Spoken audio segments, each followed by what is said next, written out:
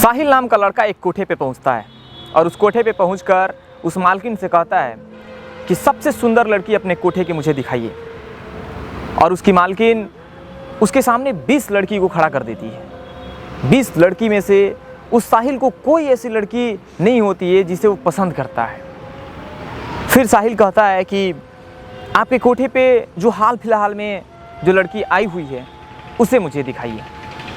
कुछ देर के बाद उसकी मालकिन उस एक लड़की को जो हाल फिलहाल में ही आई होती है उसको उसके सामने लेकर आती है। और जैसे ही वो सामने आती है लड़की, उस साहिल के आंखों में नमी आ जाती है। उस लड़की के आंखों में भी नमी आती है।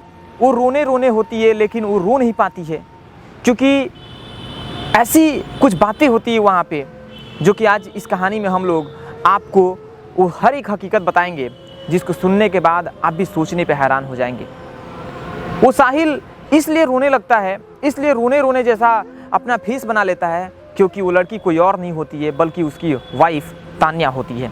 आज साहिल और तान्या की कहानी हम बताएंगे और तान्या कैसे एक कोठे पे पहुंच जाती है, साहिल की पत्नी कैसे एक कोठे पे पहुंच जाती है, उसके बारे में आज हम लोग इस कहानी में बात करेंगे। उससे पहले अगर चैनल पे पहली बार आप आए हैं तो चैनल को ज़रूर सब्सक्राइब कर लीजिएगा, क्योंकि आज के इस वीडियो में हम लोग इस कहानी का पूरा पर्दाफाश करने वाले हैं और वो हर एक हकीकत बताने वाले हैं कि हम लोग अपने जीवन में कब कैसे मुसीबत में फंस जाते हैं।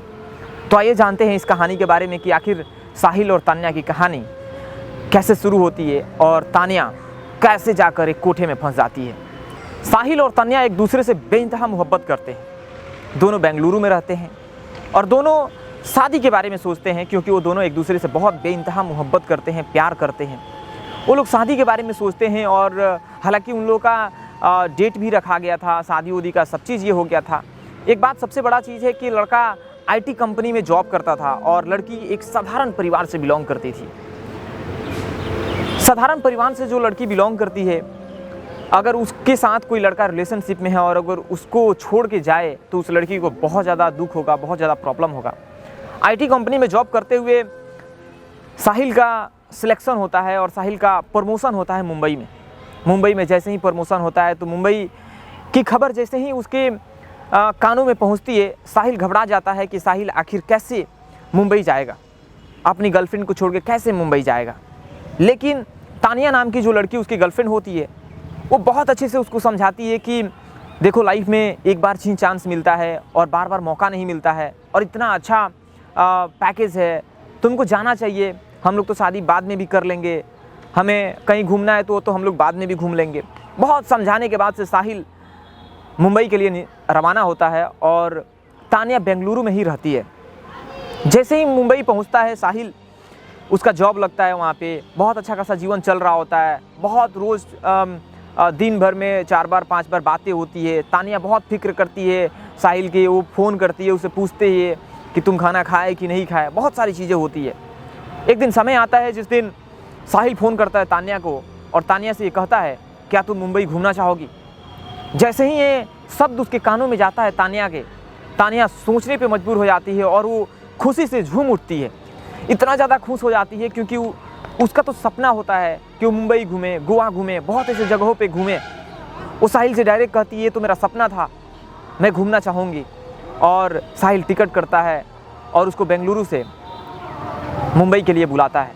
लेकिन सबसे बड़ी बात है कि तान्या जो एक साधारण परिवार से बिलोंग करती है, वो कभी कहीं घूमी नहीं थी, कभी अकेले सफ़र नहीं की थी। फिर भी साहिल उसको समझाता है, तान्या बोलती है कि नहीं, मैं तो चली आऊँगी, मैं आ जाऊँगी अकेले, और वो निकलती है।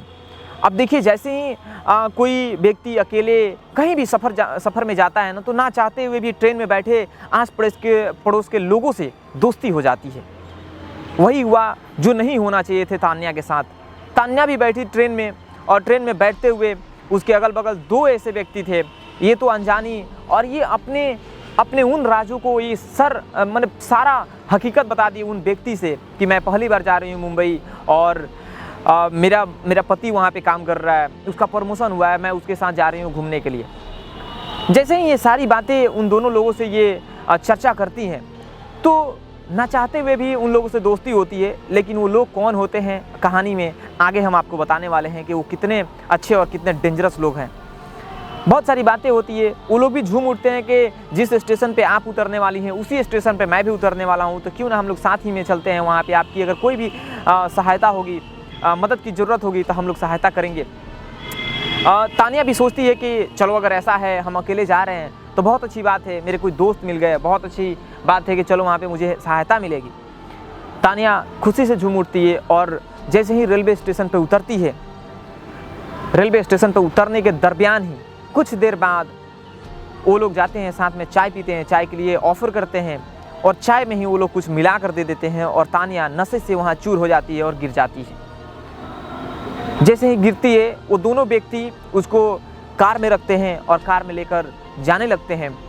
कार में जैसे ही उसकी नींद खुलती है, जैसे वो नशे से बाहर आती है, तानिया सोचने पे मजबूर हो जाती है कि हम कहाँ हैं।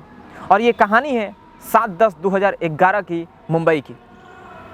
साहिल कॉल पे कॉल करता है लेकिन तानिया का फ़ोन नहीं लगता है।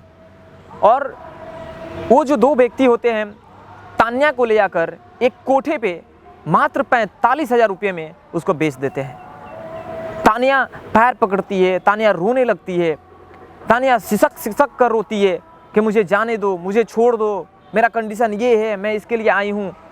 और उसका मोबाइल भी उसे छीनकर उसको हटा दिया जाता है।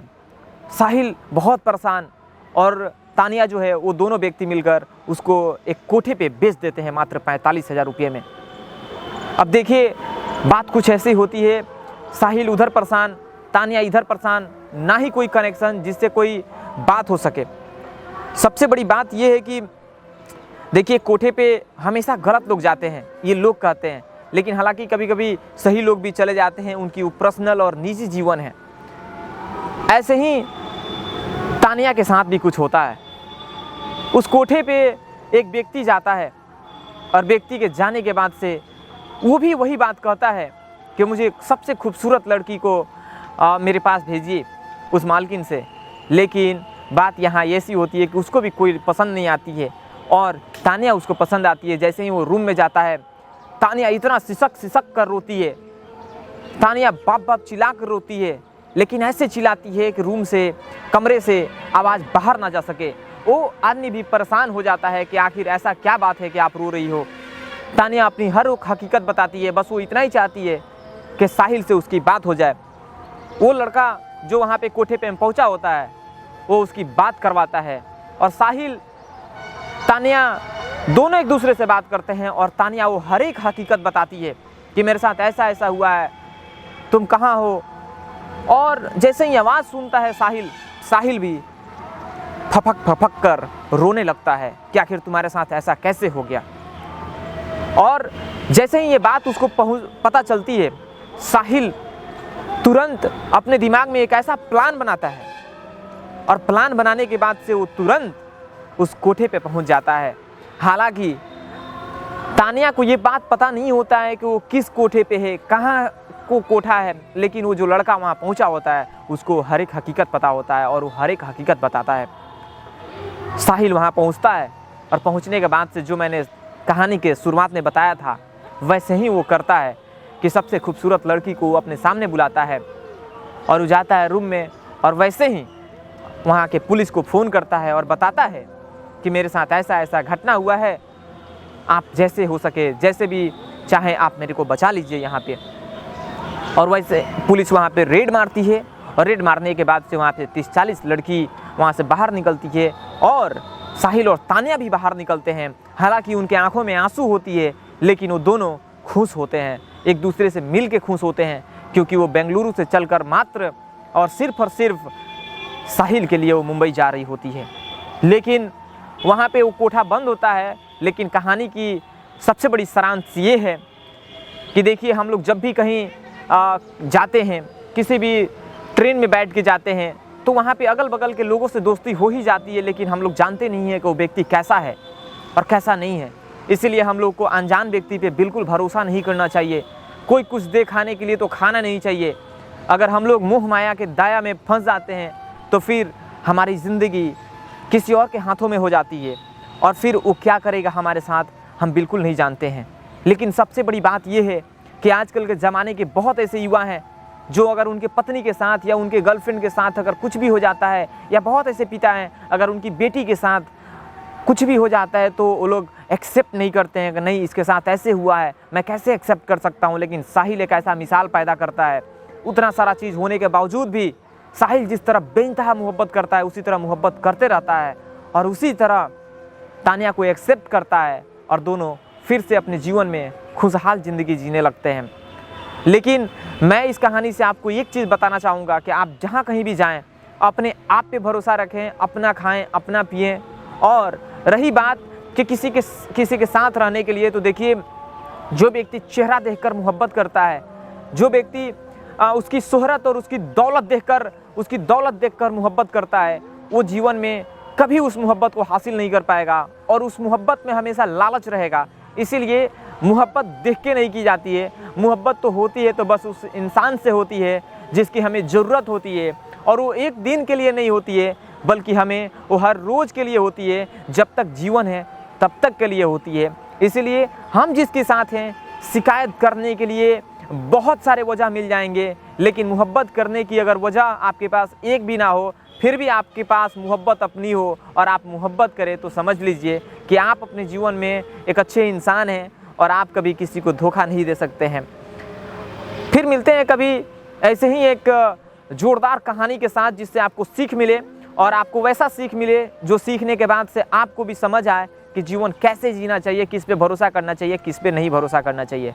बाकी बने रहें चैनल के साथ, और कहानी अगर अच्छा लगा हो तो चैनल को ज़रूर एक बार सब्सक्राइब कर लीजिएगा, क्योंकि RDI टॉक्स रियलिटी देखो इंडिया एक ऐसा चैनल है जहाँ पे हम लोग पॉडकास्ट करते हैं और इसी टाइप की कहानी बताते हैं। बहुत जल्द बहुत सारा पॉडकास्ट भी आने वाला है, बने रहें RDI टॉक्स के साथ और दूसरे वीडियो में।